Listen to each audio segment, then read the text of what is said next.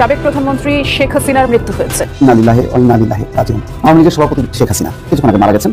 এখন breaking news হচ্ছে অনলাইনে পর্যন্ত আর ফেরা হলো না। হাসপাতাল থেকে চিরনিদ্রায় এক সময় দাপুটে নেতা, আলোচিত সমালোচিত সাবেক প্রধানমন্ত্রী, তিনি বাংলাদেশের সাবেক প্রধানমন্ত্রী শেখ হাসিনা। হেলিকপ্টারে চেপে জীবন নিয়ে পালাচ্ছেন ভারতের প্রধানমন্ত্রী নরেন্দ্র মোদী। চরম আতঙ্ক ছড়ালো দিল্লিতে। ভারতের এক দশকেরও বেশি সময় প্রভাবশালী প্রধানমন্ত্রী নরেন্দ্র মোদী নিজ দেশেও বেশ চাপে পড়তে হয়েছে মোদীকে। তবে এবার নরেন্দ্র মোদী পদত্যাগ করছেন বলে খবর উঠেছে। নতুন সরকার গঠনের লক্ষ্যে পদত্যাগপত্র জমা দিয়েছেন ভারতের প্রধানমন্ত্রী নরেন্দ্র মোদী। দিল্লিতে রাষ্ট্রপতি দ্রৌপদী মুর্মুর সঙ্গে সাক্ষাৎ করে এই পদত্যাগপত্র জমা দিয়েছেন তিনি। দীর্ঘদিন ধরে আত্মগোপনে থাকার পর অবশেষে মারা গেলেন বাংলাদেশের স্বৈরাচারী নেত্রী শেখ হাসিনা। সাবেক প্রধানমন্ত্রী শেখ হাসিনা মারা গেছেন।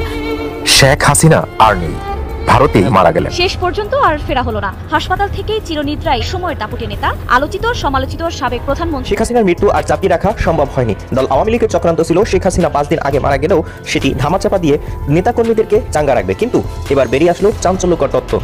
আসসালামু আলাইকুম, নতুন একটি সংবাদে আপনাকে স্বাগতম। সাথে আছি আমি এইচ.এম. রুবেল। প্রিয় দর্শক, বেশ কয়েকটি গুরুত্বপূর্ণ ভিডিও নিয়ে হাজির হয়েছি আপনাদের সামনে, যার কিছু অংশ বিশেষ ইতিমধ্যে ভিডিওর শুরুতে আপনারা দেখেছেন। দর্শক, ভিডিওর শুরুতে আপনারা দেখে বুঝে গিয়েছেন আজকের ভিডিওটি কতটা গুরুত্বপূর্ণ হতে যাচ্ছে এবং কোন বিষয়টিকে ইঙ্গিত করছে। তাই সকল দর্শকদের অনুরোধ করব একটা মুহূর্ত না টেনে সম্পূর্ণ ভিডিওটি মনোযোগ সহকারে দেখতে থাকুন, তাহলেই মূল বিষয়টি বুঝতে পারবেন। দর্শক, আমরা আজ এটা কথা না বাড়িয়ে সরাসরি দেখে আসবো কাঙ্ক্ষিত সেই ভিডিওগুলো। তবে তার আগে বলবো, যারা প্রতিনিয়ত আপডেট খবর দেখতে চান তারা অবশ্যই আমাদের চ্যানেলটি সাবস্ক্রাইব করে পাশের বেল আইকন অন করে দিবেন পরবর্তী ভিডিওর আপডেট সবার আগে দেখার জন্য। যারা আগে থেকেই সাবস্ক্রাইব করে রেখেছেন তাদেরকে অসংখ্য অসংখ্য ধন্যবাদ। দর্শক, আপনারা কি কোন জায়গা থেকে ভিডিওটি দেখছেন অবশ্যই কমেন্ট করে জানিয়ে দিবেন। চলুন দর্শক, ভিডিওটিতে আমরা একটি লাইক দিয়ে ধারাবাহিকভাবে সব ভিডিওর আলোচনা দেখে আসি। সাবেক প্রধানমন্ত্রী শেখ হাসিনার মৃত্যু হয়েছে। আওয়ামী লীগের সভাপতি শেখ হাসিনা কিছুক্ষণ আগে মারা গেছেন। এখন ব্রেকিং নিউজ হচ্ছে অনলাইনে পর্যন্ত আর ফেরা হলো না। হাসপাতাল থেকে চিরনিদ্রায় এক সময় দাপুটে নেতা, আলোচিত সমালোচিত সাবেক প্রধানমন্ত্রী, তিনি বাংলাদেশের সাবেক প্রধানমন্ত্রী শেখ হাসিনা। হেলিকপ্টারে চেপে জীবন নিয়ে পালাচ্ছেন ভারতের প্রধানমন্ত্রী নরেন্দ্র মোদী। চরম আতঙ্ক ছড়ালো দিল্লিতে। ভারতের এক দশকেরও বেশি সময় প্রভাবশালী প্রধানমন্ত্রী নরেন্দ্র মোদী নিজ দেশেও বেশ চাপে পড়তে হয়েছে মোদীকে। তবে এবার নরেন্দ্র মোদী পদত্যাগ করছেন বলে খবর উঠেছে। নতুন সরকার গঠনের লক্ষ্যে পদত্যাগপত্র জমা দিয়েছেন ভারতের প্রধানমন্ত্রী নরেন্দ্র মোদী। দিল্লিতে রাষ্ট্রপতি দ্রৌপদী মুর্মুর সঙ্গে সাক্ষাৎ করে এই পদত্যাগপত্র জমা দিয়েছেন তিনি। দীর্ঘদিন ধরে আত্মগোপনে থাকার পর অবশেষে মারা গেলেন বাংলাদেশের স্বৈরাচারী নেত্রী শেখ হাসিনা। সাবেক প্রধানমন্ত্রী শেখ হাসিনা মারা গেছেন। শেখ হাসিনা আর নেই, ভারতে মারা গেলেন। শেষ পর্যন্ত আর ফেরা হলো না। হাসপাতাল থেকে চিরনিদ্রায় সময়ের দাপুটে নেতা, আলোচিত সমালোচিত সাবেক প্রধানমন্ত্রী। শেখ হাসিনার মৃত্যু আর চাপিয়ে রাখা সম্ভব হয়নি। দল আওয়ামী লীগের চক্রান্ত ছিল শেখ হাসিনা 5 দিন আগে মারা গেলেও সেটি ধামাচাপা দিয়ে নেতাকর্মীদেরকে চাঙ্গা রাখবে, কিন্তু এবার বেরিয়ে আসলো চাঞ্চল্যকর তথ্য। হেলিকপ্টারে চেপে জীবন নিয়ে পালাচ্ছেন ভারতের প্রধানমন্ত্রী নরেন্দ্র মোদী। চরম আতঙ্ক ছড়ালো দিল্লির আকাশ আজ ভয়াবহ অন্ধকারে ঠেকে গেছে। শহরের প্রতিটি কোণ থেকে আতঙ্কের চিৎকার। হঠাৎ করে বিগত কয়েক ঘন্টার চরম উত্তেজনা যেন রাস্তায় লাফিয়ে বেড়াচ্ছে। এমন পরিস্থিতিতে উঠে এসেছে এক অবিশ্বাস্য সংবাদ। ভারতের প্রধানমন্ত্রী নরেন্দ্র মোদী রাতের আধারে হেলিকপ্টারে চেপে পালাচ্ছেন। এই খবর ছড়িয়ে পড়ার সাথে সাথেই রাজধানীর মানুষের মধ্যে দম বন্ধ করা আতঙ্ক ছড়িয়ে পড়েছে। এক মুহূর্তে দিল্লি যেন স্থবির হয়ে গেছে। সরকার বিরোধী আন্দোলন, জেনজির হঠাৎ হামলা এবং দেশের বিভিন্ন প্রান্তে ছড়িয়ে পড়া গুজব, সব মিলিয়ে তৈরি হয়েছে এক ভয়ঙ্কর রাজনৈতিক টানাপোড়েন। সবকিছু শুরু হয়েছিল কয়েকদিন আগে। বাংলাদেশের রাজনৈতিক অস্থিরতার পর ভারতের বিরোধী শক্তি উস্কানিমূলক আন্দোলন শুরু করেছিল।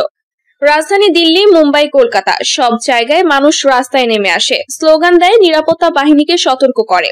কিন্তু তারপর ঘটে এক অনাকাঙ্ক্ষিত ঘটনা। জেনজি নামের স্বতন্ত্র গোষ্ঠীর রাজধানীর বিভিন্ন গুরুত্বপূর্ণ স্থানে হামলা চালায়। ট্রেন স্টেশন, পুলিশ ক্যাম্প, সরকারি অফিস সবই হামলার শিকার হয়।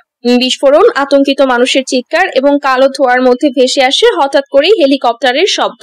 সরকারি সূত্র জানিয়েছে মোদীর জীবন বিপদে। গোয়েন্দারা বরাবর সতর্ক করেছিল প্রধানমন্ত্রী সরাসরি টার্গেটে আছেন, মুহূর্তের জন্য নিরাপদ নয়।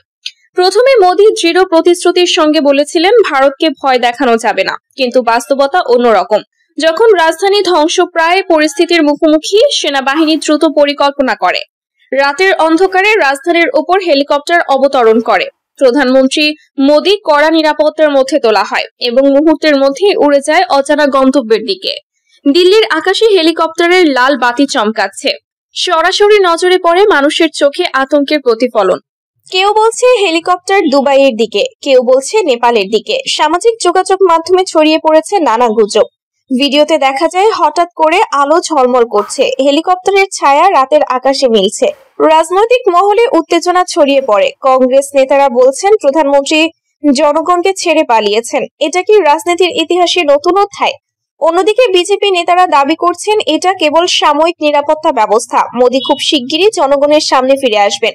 দিল্লির রাস্তায় মানুষ হতবাক, ছাত্ররা মিছিল করছে, শ্রমিকরা কারখানার বাইরে জড়ো হচ্ছে। সবাই প্রশ্ন করছে বাংলাদেশে যেমন পরিবর্তন সম্ভব হয়েছে ভারতে কেন নয়?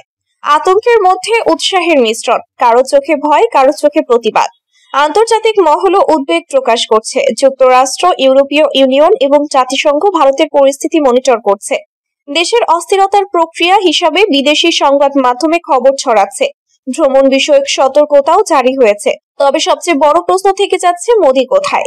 তিনি কি আবারও ফিরে আসবেন, নাকি এই পালানোই হবে ভারতের রাজনীতির এক নতুন অধ্যায়ের সূচনা? যে মুহূর্তে হেলিকপ্টার আকাশে মিলিয়ে যায়, গোটা রাজধানী যেন চুপ হয়ে যায়। মানুষের মনে একটাই প্রশ্ন, প্রধানমন্ত্রী কি সত্যি নিরাপদ? দিল্লি আজ রাতের আধারে স্তব্ধ। ভয়, উত্তেজনা, অনিশ্চয়তা সব মিলিয়ে গোটা শহর যেন এক নাটকীয় সিনেমার দৃশ্য। তবে একটা কথা নিশ্চিত, এই ঘটনা ভারতের রাজনৈতিক ইতিহাসে চিরকাল স্মরণীয় হয়ে থাকবে।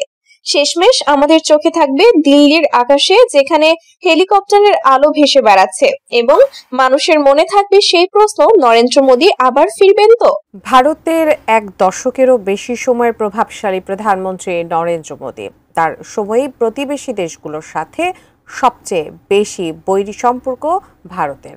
এ কারণে খোদ নিজ দেশেও বেশ চাপে পড়তে হয়েছে মোদীকে। ভারতের একরোখা এই প্রধানমন্ত্রীর কারণে ভারত অখণ্ডতা হারাবেন বলেও অভিযোগ উঠেছে।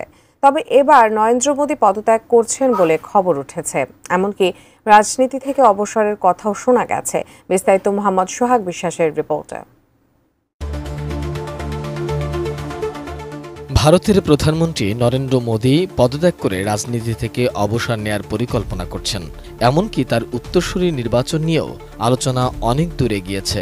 পরবর্তী বিজেপি নেতা কোন রাজ্য থেকে হবেন ইতোমধ্যে সেই সিদ্ধান্ত পাকাপোক্ত হয়েছে, এমন দাবি করেছেন শিবসেনা নেতা সঞ্জয় রাউত। তার দাবি, প্রধানমন্ত্রী নরেন্দ্র মোদী সেপ্টেম্বরে অবসর নেয়ার পরিকল্পনা করেছেন। নাগপুরে আরএসএস সদর দপ্তরে তার সাম্প্রতিক সফরও এর সাথে সম্পর্কিত।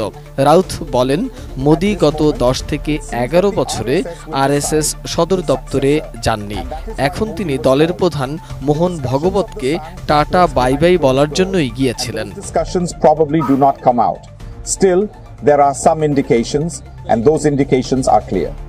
গত 30 মার্চ রোববার নাগপুরে রাষ্ট্রীয় স্বয়ংসেবক সংঘের সদর দপ্তর পরিদর্শনে যান নরেন্দ্র মোদী।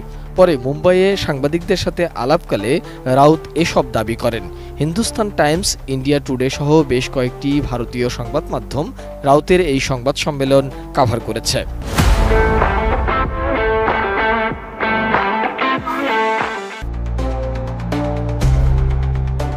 রাউত বলেন, তিনি হয়তো আরএসএস সদর দপ্তরে গিয়ে অবসরের আবেদনপত্র জমা দিয়েছেন। তিনি বিশ্বাস করেন আরএসএস দেশের নেতৃত্বে পরিবর্তন চায়। আমি যতটুকু বুঝতে পারছি সমগ্র সংঘ দেশের নেতৃত্বে পরিবর্তন চায়। প্রধানমন্ত্রী মোদীর সময় শেষ হয়ে গেছে। তারা পরবর্তী বিজেপি প্রধানও নির্বাচন করেছেন। সিদ্ধান্ত অনুযায়ী মোদীর উত্তরসূরি নির্বাচিত হবে মহারাষ্ট্র থেকে। এদিকে বিজেপির সিনিয়র নেতা এবং মহারাষ্ট্রের মুখ্যমন্ত্রী দেবেন্দ্র ফড়নবিস সঞ্জয় রাউতের দাবি অস্বীকার করে বলেছেন, প্রধানমন্ত্রী মোদী আরও অনেক বছর দেশকে নেতৃত্ব দেবেন। 2014 সালের 26 মে রাষ্ট্রপতি ভবনে ভারতের প্রধানমন্ত্রী হিসাবে শপথ গ্রহণের সময় নরেন্দ্র মোদীর প্রধানমন্ত্রিত্ব শুরু হয়েছিল। ভারতীয় জাতীয় কংগ্রেসের মনমোহন সিংয়ের পর ভারতীয় জনতা পার্টির নরেন্দ্র মোদী ভারতের চতুর্থদশ প্রধানমন্ত্রী। মোদীর প্রথম মন্ত্রিসভায় 45 জন মন্ত্রী ছিলেন, যা পূর্বের সংযুক্ত প্রগতিশীল জোট সরকারের তুলনায় 25 জন কম ছিল। 2019 সালে মোদী দ্বিতীয়বারের মতো প্রধানমন্ত্রী হিসাবে নির্বাচিত হন এবং 30 মে 2019-এ রাষ্ট্রপতি ভবনে তিনি শপথ গ্রহণ করেছিলেন। সবশেষ 2024 সালে তৃতীয়বারের মতো প্রধানমন্ত্রী হিসাবে শপথ নেন নরেন্দ্র মোদী। ক্রমেই নড়বড়ে সময় হচ্ছে মোদির গদি, যে কোনো সময় রাস্তায় নেমে যেতে পারে জেনজি। তবে কি নেপালের প্রধানমন্ত্রীর মতোই বিমানে ঝুলে পালাতে হবে মোদিকে? কেননা মোদির চারপাশে এমন সব সংকট ঘিরে ধরেছে যা এই সরকারের শির দাঁড়ায় কাঁপন ধরিয়ে দিচ্ছে।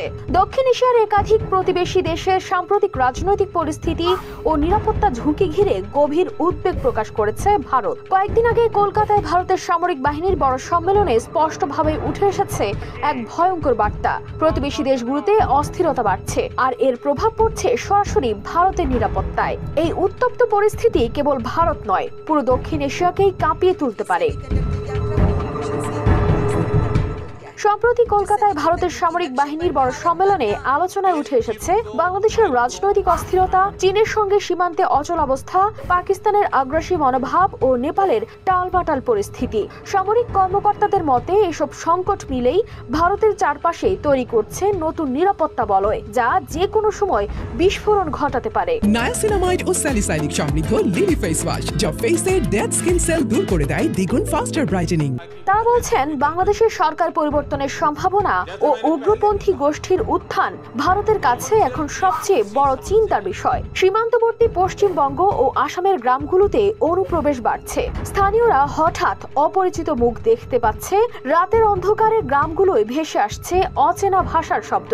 এসব পরিবর্তন দীর্ঘমেয়াদে ভারতের অভ্যন্তরীণ নিরাপত্তাকে নাড়িয়ে দিতে পারে। অন্যদিকে পাকিস্তান এখনো জঙ্গি গোষ্ঠীগুলোকে অর্থায়ন করছে। সীমান্তবর্তী রাজ্যগুলোতে টহল বাড়ানো হলেও আতঙ্ক রয়ে গেছে প্রতিদিনের মতোই।